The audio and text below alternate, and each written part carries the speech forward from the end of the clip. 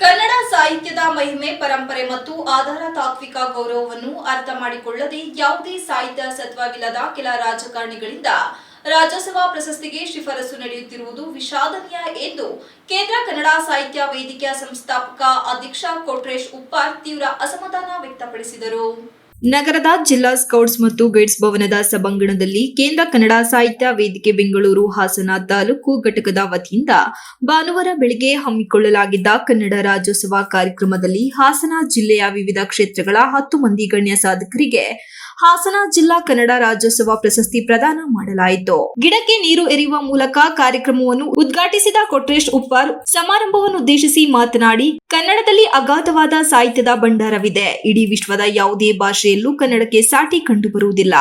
ಪರಂಪರೆ, ಇತಿಹಾಸ, ಜ್ಞಾನ ಸಂಪತ್ತಿನ ಮಹಾ ಹೊಳೆ ನಮ್ಮ ಕನ್ನಡ. ಆದರೆ ಈ ನಾಡಿನ ಸಾಹಿತ್ಯ ಕ್ಷೇತ್ರಕ್ಕೆ ದೊಡ್ಡ ದುರಂತವೇನೆಂದರೆ ಸಾಹಿತ್ಯ ಪರಂಪರೆ ಮೌಲ್ಯಗಳ ಅರಿವು ಇಲ್ಲದ ಕೆಲವರನ್ನು ನೇತೃತ್ವಕ್ಕೆ ತೆಗೆದುಕೊಳ್ಳುವುದು ಮತ್ತು ಇತ್ತೀಚಿನ ದಿನಗಳಲ್ಲಿ ಸಾಹಿತ್ಯ ಕ್ಷೇತ್ರದ ರಾಜ್ಯಾಧ್ಯಕ್ಷರನ್ನೇ ಭ್ರಷ್ಟಾಚಾರದ ಆರೋಪಕ್ಕೆ ಗುರಿಯಾಗಿರುವುದು ಎಂದು ಬೇಸರ ವ್ಯಕ್ತಪಡಿಸಿದರು. ಕಾರ್ಯಕ್ರಮದಲ್ಲಿ ಭುವನೇಶ್ವರಿ ಭಾವಚಿತ್ರಕ್ಕೆ ಪುಷ್ಪಾರ್ಚನೆ ಸಲ್ಲಿಸಿದ ಬಳಿಕ ಮಾತನಾಡಿದ ನಾಗರಾಜ್ ಹೆತ್ತೂರು, ಕನ್ನಡ ರಾಜ್ಯೋತ್ಸವವು ಕೇವಲ ಒಂದು ದಿನಕ್ಕೆ ಸೀಮಿತವಾಗದೆ ವರ್ಷವಿಡೀ ಕನ್ನಡ ಚೇತನ ಜೀವಂತವಾಗಿರಬೇಕು. ರಾಜ್ಯೋತ್ಸವ ಅವಾರ್ಡ್ಗಳು ನಿಜವಾಗಿಯೂ ಅರ್ಹರಿಗೆ, ಸಾಧಕರಿಗೆ ಸಿಗಬೇಕೆಂದು ಅಭಿಪ್ರಾಯಪಟ್ಟರು. ಕೇಂದ್ರ ಕನ್ನಡ ಸಾಹಿತ್ಯ ವೇದಿಕೆಯ ರಾಜ್ಯ ಜಂಟಿ ಕಾರ್ಯದರ್ಶಿ ನಾಗರಾಜ ದೊಡ್ಡಮನಿ ಪ್ರಾಸ್ತಾವಿಕ ಭಾಷಣದಲ್ಲಿ ಕನ್ನಡಕ್ಕೆ 2300 ವರ್ಷಗಳ ಇತಿಹಾಸವಿದೆ.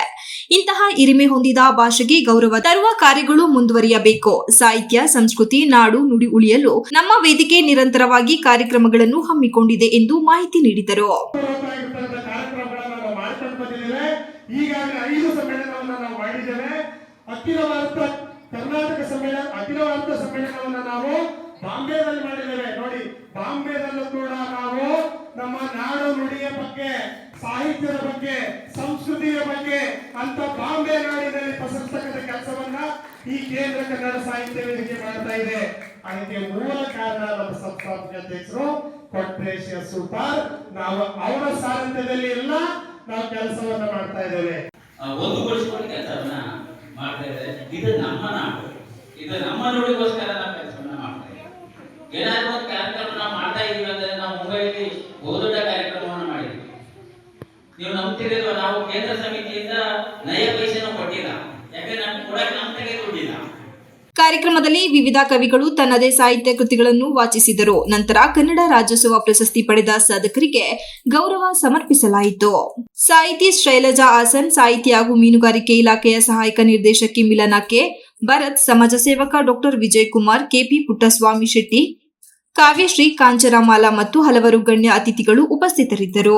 ಜನಪದ ಕಲಾವಿದ ಗ್ಯಾರಂಟಿ ರಾಮಣ್ಣ ಪ್ರಾರ್ಥಿಸಿದರು. ಸಾಹಿತಿ ವಾಸು ಸ್ವಾಗತಿಸಿದರು. Srinivas, TV 46 news Kannada, Hassan. You are watching TV 46 News Kannada.